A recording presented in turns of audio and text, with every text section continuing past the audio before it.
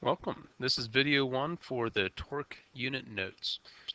For this unit, I want you to be able to find the moment of inertia for an object. I want you to be able to solve problems involving torque, and I want you to understand rotational equilibrium. So let's go ahead and get started then. Moment of inertia. Um, Remember that inertia is the tendency of an object to maintain a state of motion. This is why objects want to stay at rest or keep moving at a constant speed, or when they're moving, they want to move in a straight line, or if they're at rest, they just want to stay at rest. Um, so we also have to think about, though, what about rotating objects? Let's say we have a large disk. Merry-go-rounds are a good example of this. If you think about it, it's really hard to stop them from rotating, especially the larger merry-go-rounds. It's also kind of difficult to get them to rotate to begin with. So this tendency to maintain a state of rotation, that is what we call moment of inertia. And we give it the letter I. Now, when we talked about, translational versus rotational, our x's became thetas, our v's became omegas, and our a's became alphas. Well, now mass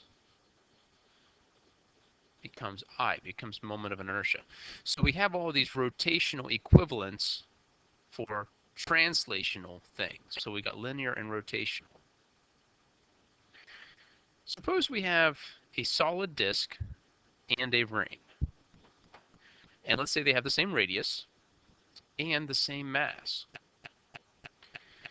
Well, since the mass for the ring is located along its edge, it would actually be harder to give it an angular acceleration.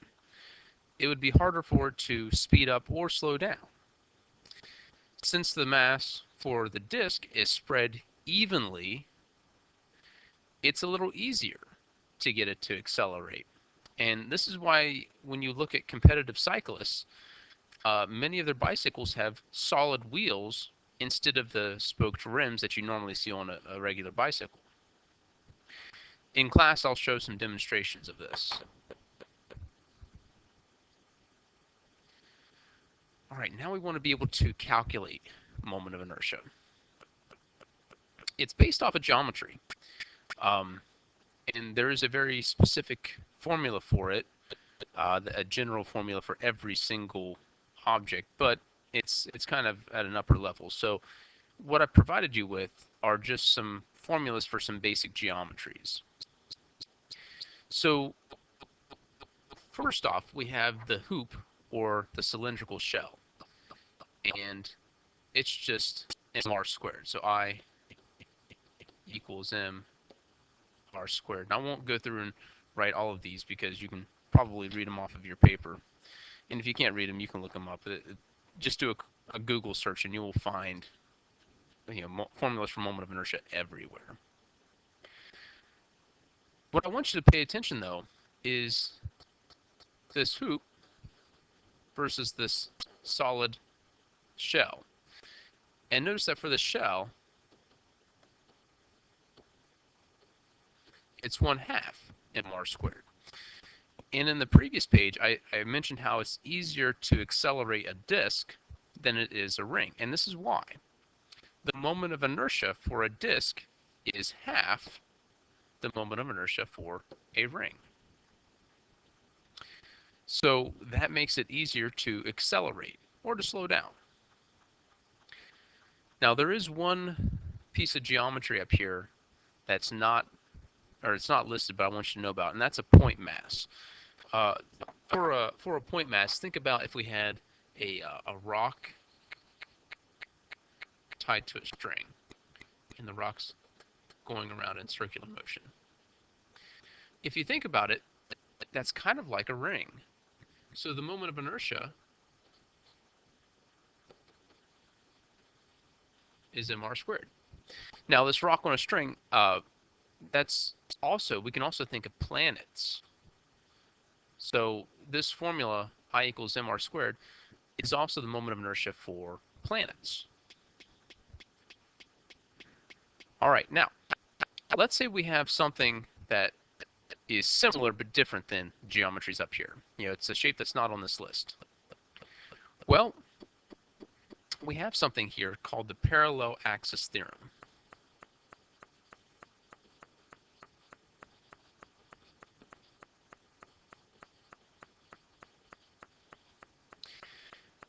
And what this does is it gives us a quick way of finding moment of inertia for some different types of geometry. So what it is we take the moment of inertia at the center of mass plus m times d squared. And that d is the distance between the center of mass and where you are trying to rotate it, the axis of rotation. So let's take a look at a couple of examples then. This first one, what is the moment of inertia of a door? Well, let's draw out a door. I'll put a handle on the door. And we have some hinges. So these hinges then will be our axis of rotation. So we're trying to rotate this door around those hinges. And we want to know how easy or how hard is it to do this. Well, if we think about it, this looks a lot like the thin rod example right here. It's just that instead of having one thin rod, we have several thin rods stacked up.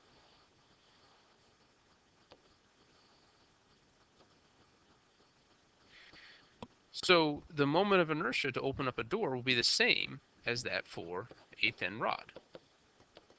1/3 m r squared, where m is obviously the mass of the door, and r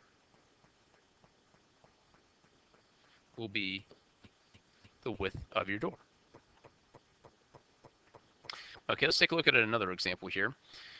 Here we have another thin rod, but this time I want to rotate it around this green dotted line here. This is what I want to rotate it around. And notice that that is not on the list that I provided you with. This is a different type. So here we must use the parallel axis theorem, where the moment of inertia will equal the moment of inertia at the center of mass plus md squared.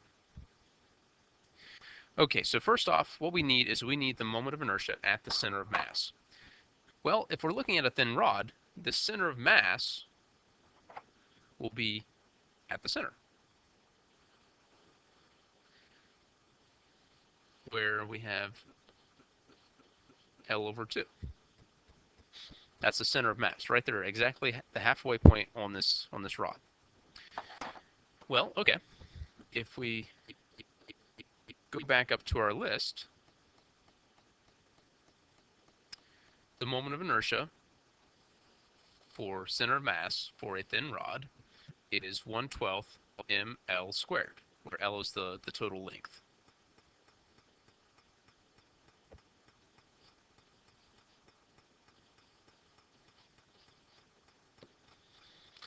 And m is the mass of this rod. Okay, well, now we have md squared. Okay, m is the same. Now for my d. The d is going to be the distance from the center of mass to where I'm trying to rotate this. And if we look at this, what we have is we have L/2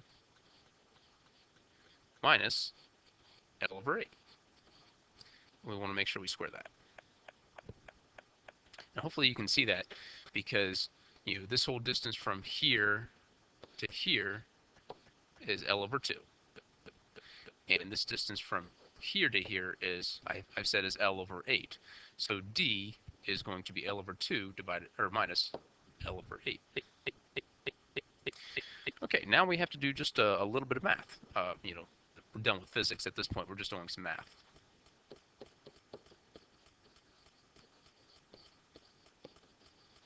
L over 2 minus L over 8 is 3/8 L. We want to make sure we square that.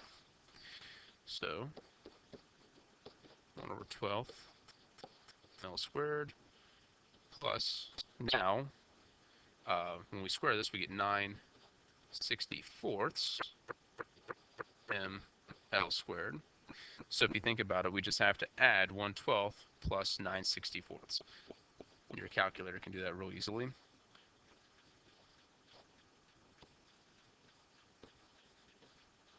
So the moment of inertia at that point is 43 over 192 ml squared. All right, that concludes this this section of the notes for this first part.